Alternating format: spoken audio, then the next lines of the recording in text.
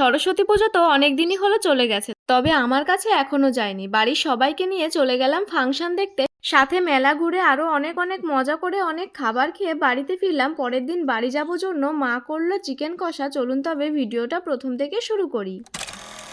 নমস্কার, আমি অঞ্জনা। সবাই কেমন আছেন? আশা করি সবাই ভালো আছেন, আর আমিও খুব ভালো আছি। আগের ভ্লগে তো দেখেইছেন আমার বাবা চলে গেল উড়িষ্যাতে। তো সন্ধ্যাবেলা থেকে আবার একটা ভ্লগ শুরু করলাম। ওটা হলো আমাদের এইখানকার হরিচাঁদ ঠাকুরের মন্দির, আর সামনে হচ্ছে সরস্বতী পুজোর ফাংশন।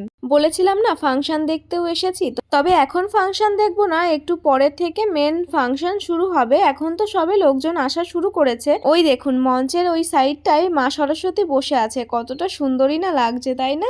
আসলে এখন আমরা যাচ্ছি একটু বাজারে কিছু কাজের জন্য। তো এই দেখুন বাজারে এসে সোজা চলে এসেছি একটা কসমেটিক্সের দোকানে।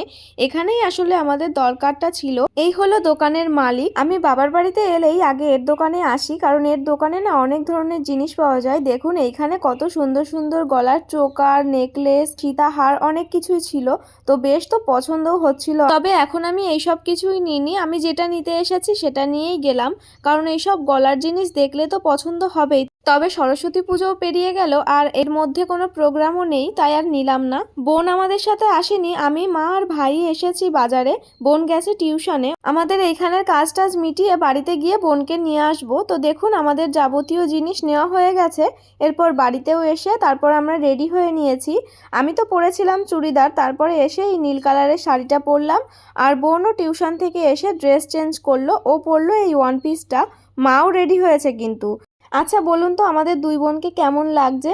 ভাই বোন থাকলে মান অভিমান হবেই, তাই বলে যে কথা বলা বন্ধ থাকবে এটা কখনোই সম্ভব না। প্রত্যেকটা সম্পর্কেই ঝগড়াঝাটি হয়, আর এটা মনে রাখবেন যে সম্পর্কে বেশি ঝগড়া হয় সেই সম্পর্কই বেশি দৃঢ় হয়। মা বাবার কাছে ছেলে মেয়ে সবসময় ছোটই থাকে, তাই তাদের সামনে ভাই বোনে যদি কোনো একটু খুনসুটি হয় সেটা নিয়ে হাসি মজা করা অন্যদের উচিত না।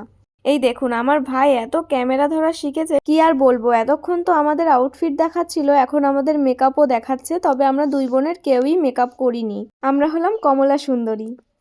এই দেখুন এইখানেও কিন্তু সরস্বতী পুজো হচ্ছে, আর এটা হলো আমাদের পাড়ার সরস্বতী পুজো। আমাদের কালী পুজো, দুর্গা পুজো, সরস্বতী পুজো এছাড়াও অনেক পুজো হয় আমাদের এই পাড়ার মোড়টাতে। ফাংশনটাও হচ্ছে আমাদের বাড়ির পাশেই, বলতে গেলে একই পাড়া। তো পায়ে হাঁটা 5-7 মিনিটের ব্যাপার। 5-7 মিনিট বললেও ভুল হবে, 5 মিনিটের ব্যাপার। তো এই দেখুন হেঁটে হেঁটে আমি, মা, ভাই, বোন আর হচ্ছে কাকির মেয়ে, ওটাও আমার একটা বোন। তো আমরা এই 5 জনে মিলে এখন ফাংশন দেখতে যাচ্ছি। ওই দেখুন ওইখানটায় ফাংশন হচ্ছে। তখন বাজারে যাওয়ার সময় দেখালাম না, এই সাইডটাতে কিন্তু মেলাও হচ্ছে। আর এই মেলাটা হলো আমার এইবার কলকাতাতে লাস্ট মেলা বা ফাংশন, দুটোর একটা বলতেই পারেন। সবে অর্কেস্ট্রারে গান গাওয়া শুরু করেছে, তবে গানগুলো আমার ভালো লাগছিল না, সেই জন্য আমরা 3 ভাই বোন আরো আমার বান্ধবী এছাড়াও আরো অনেকেই ছিল, সবাই মিলে চলে এসেছি মেলা ঘুরতে। আর ওইখানে আমার একদমই ফাংশন ভালো লাগছিল না, তাই মাকে বসিয়ে রেখে এসেছি চেয়ারে। মা ওইদিকে একা একা ফাংশন দেখছে, আর আমরা চলে এসেছি মেলা ঘুরতে। ছোটখাটোই একটা মেলা ছিল, এইবার ফার্স্ট টাইম এখানে মেলা হচ্ছে। ফাংশন আগেও হয়েছে, তাই সেরকম দোকানপাট নেই। তখন বললাম না আমার কাকার মেয়েও আমাদের সাথে এসেছে, তাই বোনকে একটা ঘুগনি কিনে দিলাম। আর আমরা তো টুকটাক খাবার খেয়েছি, জিনিসপত্রও কিনেছি, সেগুলো না হয় পরের কোনো একটা ভিডিওতে দেখাবো। তো অগত্যা ছোট একটা মেলা ছিল, কতক্ষণ আর ওই মেলাতে ঘুরবো। তারপর এসে ফাংশনের সামনে বসতেই হলো। চেয়ারও ফাঁকা ছিল, চেয়ার নিয়ে বসেছি। আর মেলা থেকে নিয়ে এসেছিলাম পাঁপড় ভাজা আর হচ্ছে বাদাম ভাজা। আমি, মা, ভাই, বোন 4 জনে মিলে বাদাম খাচ্ছি, পাঁপড় ভাজা খাচ্ছি, আর ওইদিকে ফাংশনের গান শুনছি। আমার বোনের কথা, এই সিঙ্গারটা মানে যে গান গাচ্ছে সে নাকি বয়স্ক, সেই কারণে নাকি এনার গান ভালো হচ্ছে না। তো আপনারাও গানগুলো একটু শুনুন, আপনাদের মন্তব্যও শেয়ার করবেন কমেন্ট বক্সে।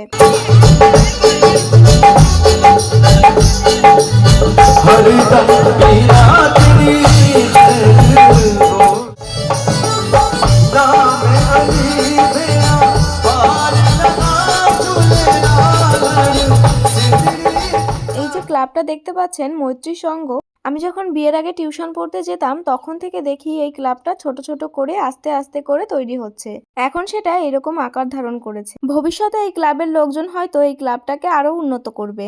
বিয়ের আগে দেখতাম এই ক্লাবে ছোটখাটো অনেক পুজোই করতো, বিশেষ করে দুর্গা পুজো, কালী পুজো, সরস্বতী পুজো। তার পাশাপাশি ছোটখাটো ফাংশনও রাখতো, এছাড়াও রাখতো ছোটদের খেলাধুলার প্রতিযোগিতা। আস্তে আস্তে করে কিন্তু সেই মৈত্রী সংঘ ক্লাবের সদস্যরা এত বড় একটা প্রোগ্রাম রেখেছে, এছাড়াও সাইডে মেলা হচ্ছে। এই ক্লাবের সদস্যরা কিন্তু খুবই ভালো, কারণ প্রত্যেকটা ক্লাবে কিন্তু পুজো করা হয় আশেপাশের পাড়াগুলো থেকে চাঁদা তুলে। এমনও কিছু ক্লাব আছে যারা চাঁদা তোলে পুজোর জন্য, কিন্তু তারা অন্যান্য কাজে ব্যবহার করে। তবে এই ক্লাবের লোকজন কিন্তু খুবই ভালো, তারা কিন্তু বিন্দু বিন্দু করে সিন্ধু তৈরি করে ফেলেছে। ছোট্ট একটা কুঁড়ে ঘরের মতো ক্লাব ছিল, সেটাকে আজকে এত সুন্দরভাবে গড়ে তুলেছে।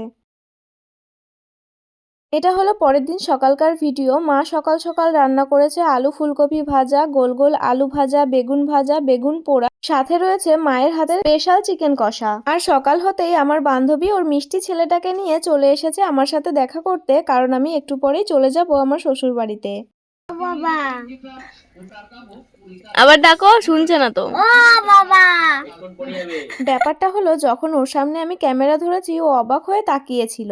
তো তারপর আমি বললাম তোমার বাবা তোমাকে ডাকছে। তাই ও ওইভাবে ডাকছিল যে ও বাবা ও বাবা। আর এখন ও গান গাইছে, সেটাও শুনে নিন। ফোনে হিন্দি গান চালিয়ে পাশে মামাকে বসিয়ে ভাগ্নে গান গাইছে। আর সামনে কিন্তু ওই যে হাতটা মুঠ করে ধরে আছে, ওটা কিন্তু মাইক্রোফোন, ওটা কিন্তু হাত নয়। ভাবা যায় ওইটুকু মাথায় কত বুদ্ধি। সত্যি বলতে আমার বান্ধবী রিতার ছেলেটা কিন্তু খুব মিষ্টি, আর ও আমার ভাইকে খুব ভালোবাসে। চলুন তবে আজকের মতো ভিডিওটা এই অবধি, দেখা হবে পরের ভিডিওতে। সবাই ভালো থাকবেন, বাই।